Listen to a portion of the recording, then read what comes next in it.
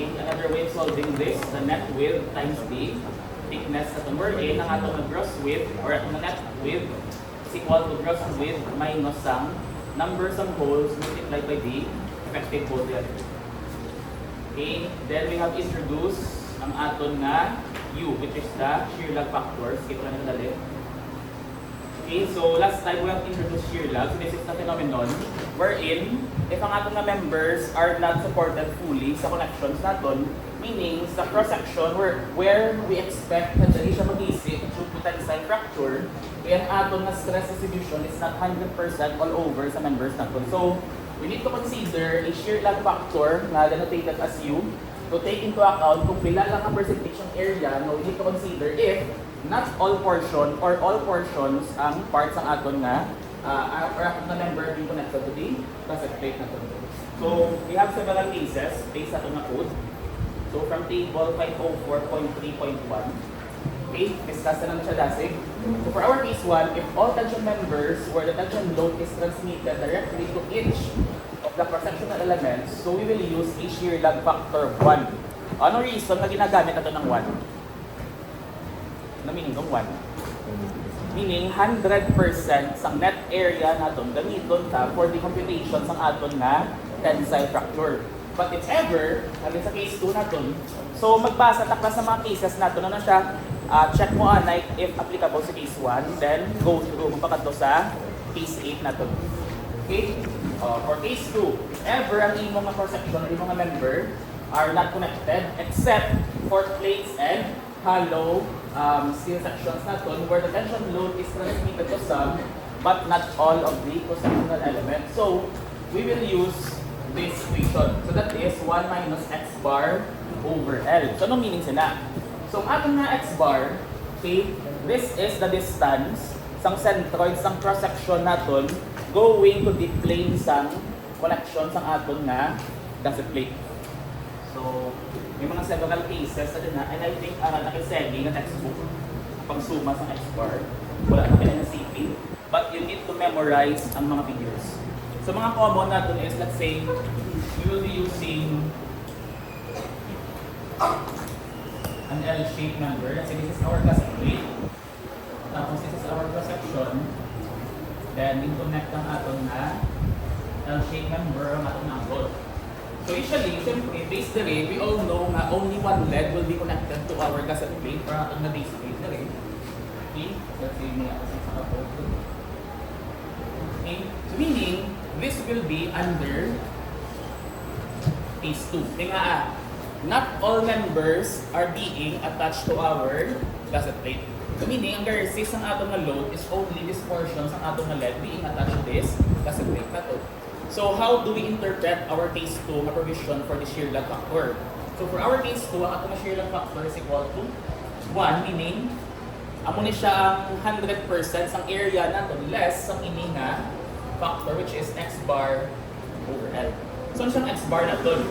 So x bar naton, this is the distance okay, sang centroid sang cross-section naton. So this is an L-shape cross-section. So this is its center. Okay? Going to the plane sang connection natin. Meaning, the x bar is measured halin diri.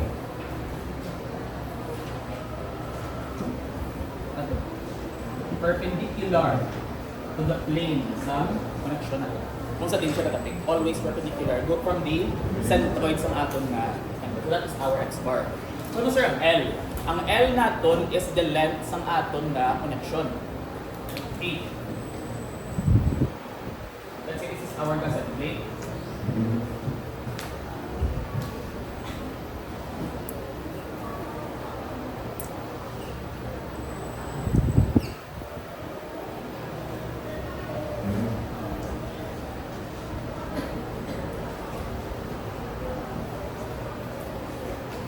And this is the applied load. So, ang aton class na length of connection is measured from the pinakalapit na connection natin, pagkato sa pinakalayo na connection. For example, kung single line na siya, kung single layer, this is our L. Okay? Kasi ka mag 2 layers sa class, kasi duwa nito ka series ng duwa ka rows ng aton na bolts. Okay, still, this is the length of the connection measured center to center if ang aton na connection are bolts. So what if I will introduce the new terminology, staggered ang holes naton. What do we mean staggered? Meaning, hindi tupong vertically or horizontally ang aton na mga connection. For example, what if in among class?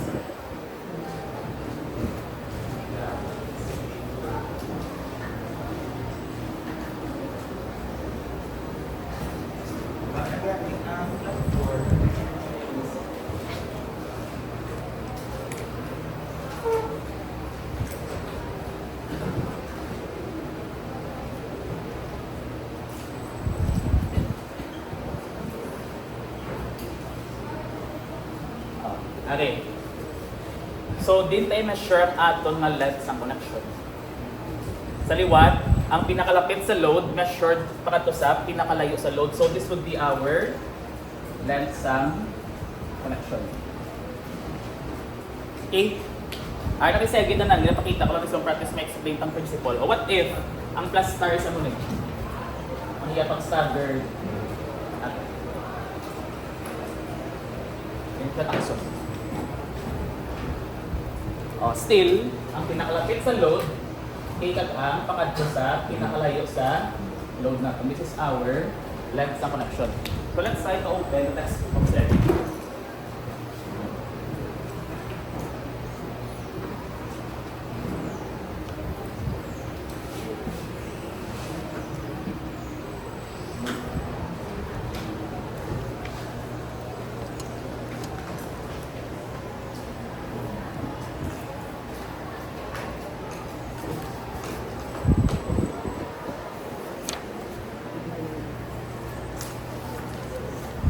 Wala din siya sa NCP, so make sure to memorize this.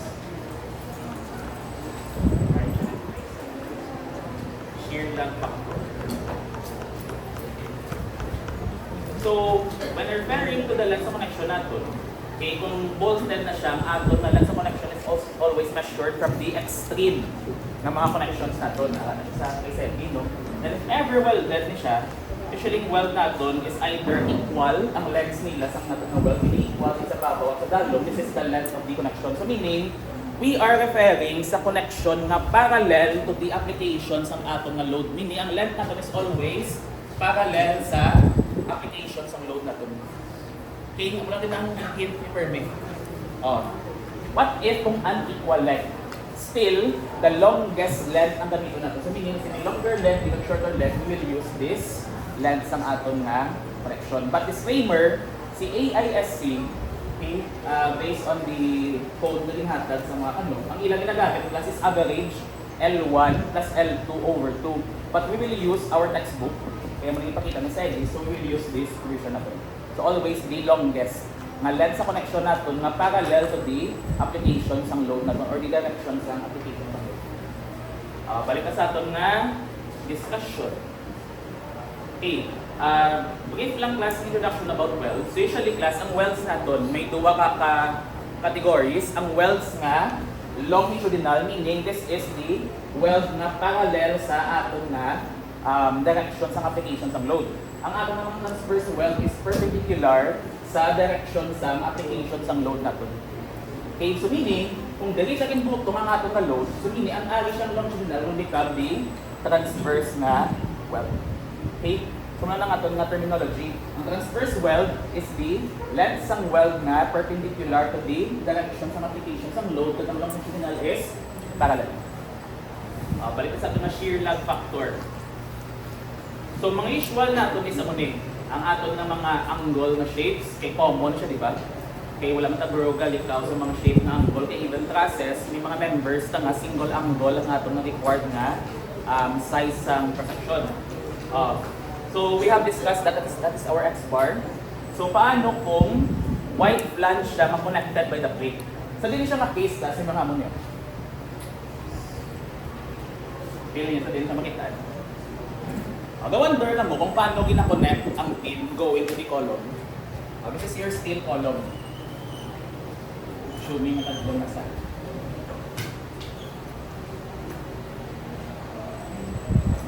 Pag-uda class na building, building nga gina-construct.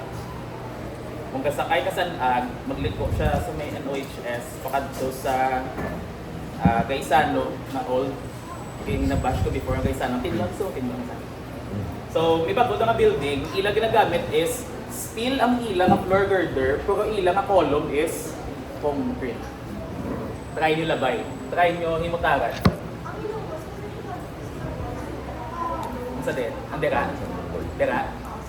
Buta na nga building. Pero ano pa na siya, wala pa na sa wall. For ilang nga framing system, ang ilang nga floor beams are made out of steel girders. Pero ilang nga column, concrete. Ako lang weird. O nga yan, naging concrete ilang ilang column. Din, anong nature sang loads ng column? Compression. O sa din kusog si concrete. Compression. Kakabalot kasi steel, when it comes to compression, prone siya to buckling. So that is the best example, naging maximize niya ang advantage kag disadvantages ng atom ng mga structural materials. Hindi weird lang kita kay paano naman siya in terms of construction methodology. O paano may tungtong ang concrete column sa steel. Gusto na makunik ka ganit concrete sa steel tanlog, di ba? Mas lagi na yung concrete. Usually lang na ginaupa, kabutang sa mga shear studs. Para may angotan pala, ito may may mga tiil na para dira mag-angot ang imo nga concrete going to your steel na mga members. Which is gasto na siya. So meaning, isa lang makonklud na ito dira, dako budget sila. Project. Hindi basta steel, meaning may kaya ang kliyente. Anyway, labay lang story. Agagapon, nag-meet up ko sa isang mga kabagong na project. Kaya may patindog sa balay, actually worth mga 10 million naman nga balay. Naka-decide, may architectural plan na. Nag-draft kami structural plans. Ang wife to, kasi actually friend ko na sila before sa college, meaning during the SSG time na part mo sa SSG, senator na sa Duwa, subong na dayunay na sila. Tapos patindog sa Sangila Balay. Kaya isa doktor, isa is negosyante na siya. Ano siya before mag-criminology.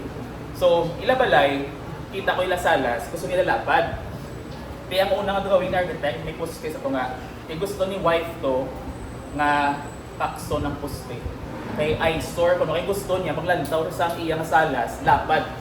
Doon na bala do main hall, do ka main hall, kita man sa hotel, malapad-lapad, tulokon. Eh, hambal ko, pwede na siya. Kaso, kaya niyo mag-compensate sa additional cost. Kaya kung gina-recommend, ang balko is lantang ibong nga concrete beam sa dala na portion na dulaon si column as steel beam. Kaduwa, bako siya, wala pa siya na-design but consider also ang additional cost na if ever hindi siya available sa Bacolod, kan mo-order tahalin sa Cebu.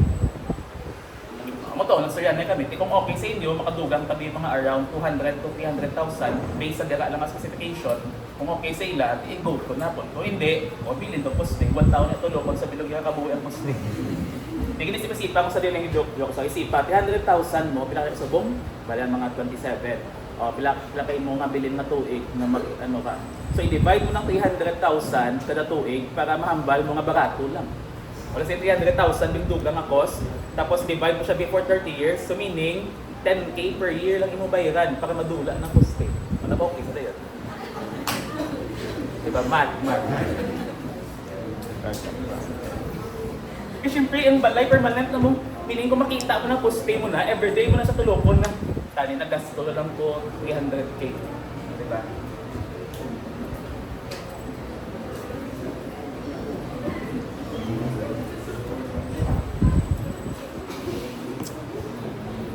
So usually, mag-connect at masang beam, kinanglan mo na may plate.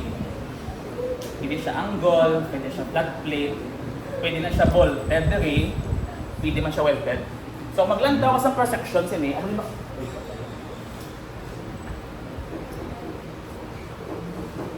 Ano makita ano? Okay? Ari, so din siya makitaan. So, yung measurement sa X-bar is kaliwat dito gani from the centroid sa aton na cross-section or tension member na being connected going to be plane sang connection kung sa this na topic. Okay, ari centroid sa white flange naton kay this is the tension member kaya ang iyang measurement going to be in a plane. Nabuka siya natin. So, positive ba ito pag-dali? O, yung bakit, makita lang na. O, ganita. O, since symmetrical siya, These are the cases, class, because may mga hilig, hindi nga scale, column to beam connection ta.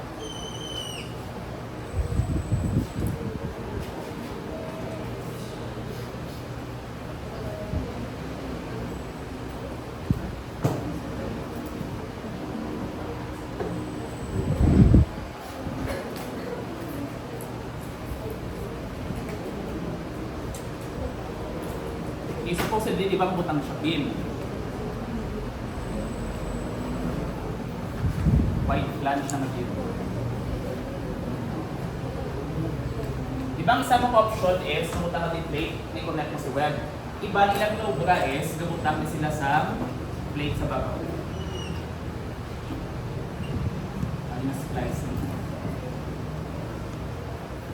So sa babaw sa mga tapos may aring isa.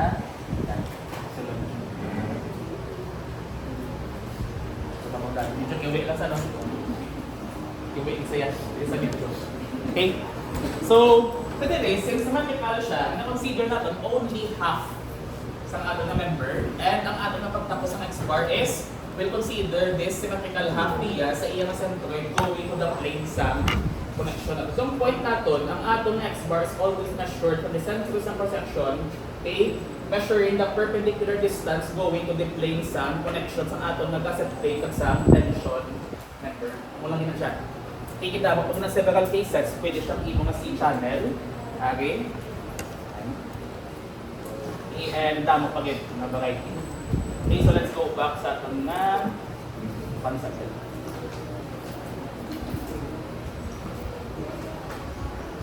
Okay, importante yung class dyan, tagin time, kikis hapos na kita class ang tension members.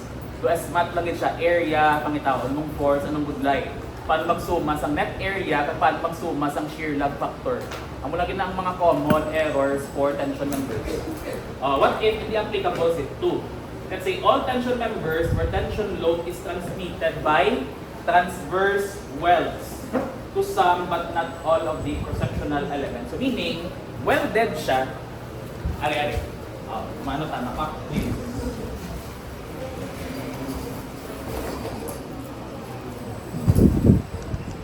Let's say plate ni plate. Okay?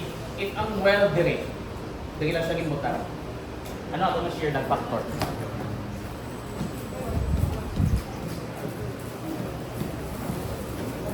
Anong ato na shear lag factor? Applicable si case 3 hindi.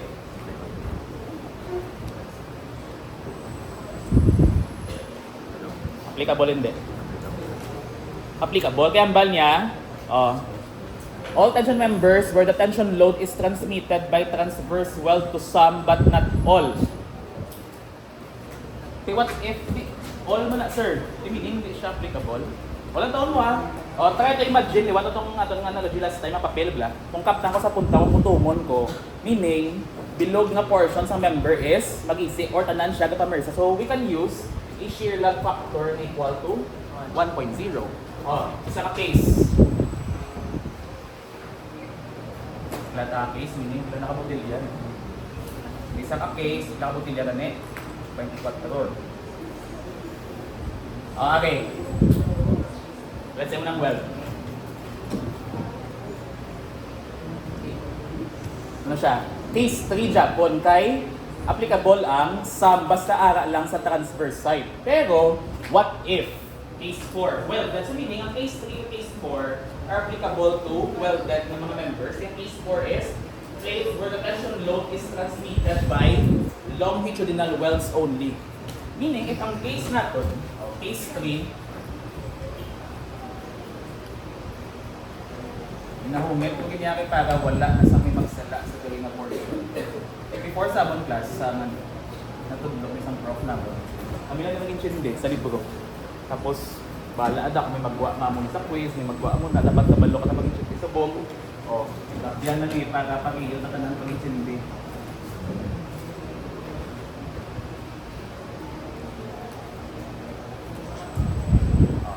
Diba, this is the length of the connection natin. So may condition siya, no? So, this is the width sa aton na member na perpendicular to the direction sa application sa load na to. So this is DW. So may condition siya. If ever ang imo nga length is twice the width sa atong member or the measurement sa portion sa member na perpendicular to the application sa load na to sa iyang direction, we will use a shear length factor of 1. Meaning tamaan talaga ba ang aton nga nga 100% ang area is versus. Pero kung tamaan siya kalipot, nga vary siya going to 0.87 to 0.75. Okay? So that is, ang case 3 at case 4 are applicable to welded connections nga with specific conditions. Kasi case 3 is, welds are located at transverse side only. Si case 4 is, welds, ang imong weld is located at din lang, longitudinal side. Next that case 5.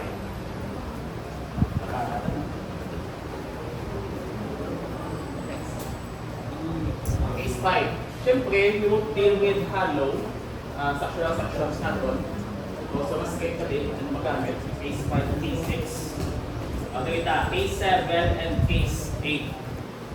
Okay nga, for our case 7, for shapes na wide flange, miscellaneous, standard shape, or for shape pile ng mga shapes natin, for this, okay, if u kuno is calculated as per case 2, meaning we are using this equation, we need to verify. Kaya if ang flange connected with 3 or more fasteners per line in direction of loading, we will check for this condition. Tapos, if ang web is connected with 4 or more fasteners, meaning ang imo connection is either ara sa web or ara sa flange using sa ano ang mention niya? Fasteners. So meaning we are talking about bolts dali. Okay, so you need to check dali. So ano yung pilion? Habalya, the larger value is permitted to be used. So pilion no ang mas dako nga value sa shear lag factor between case 2 kag case 7. Likewise for our case 8, okay. For single angles, habalya with 2 or 3 fasteners per line in the direction of loading you will use U nga 0.6 po. What if ang ano? Let's say staggered. 1, 2,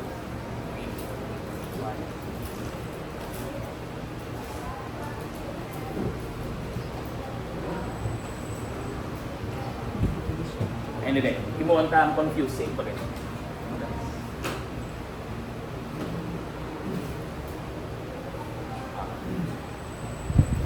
So, di ba, we can apply case 8. Sakto, let's say this is a single leg. So, meaning we can apply case 2. But we need to verify from case 8. So, din siya masulod. Ari or ari?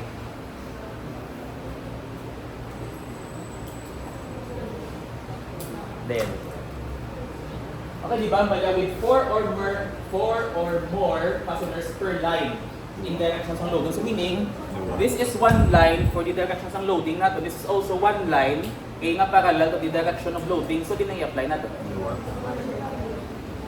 Then, ang mas dako din yung value. Kasi diba, ang iyang point is always use the shear lag factor na may mas dako na value. Meaning, ari ang gamito natin. So, align siya sa concept natin na using the lengths ng connection natin. Okay, we are referring sa among length, meaning for this type of connection, this is the lengths ng connection natin.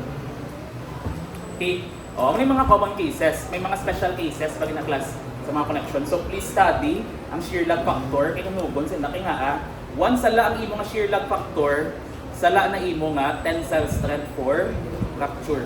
O ang gross yielding na ng imo tsakto. Ito sumata.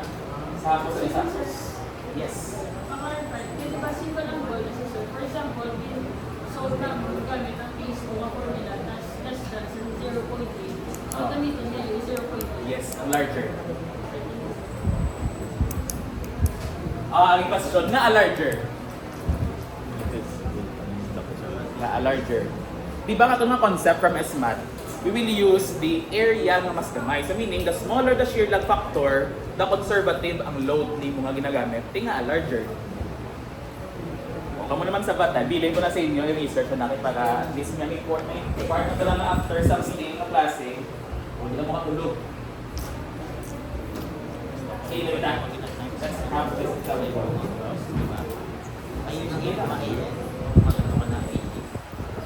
Okay, so we have here a plate na 12 by 20.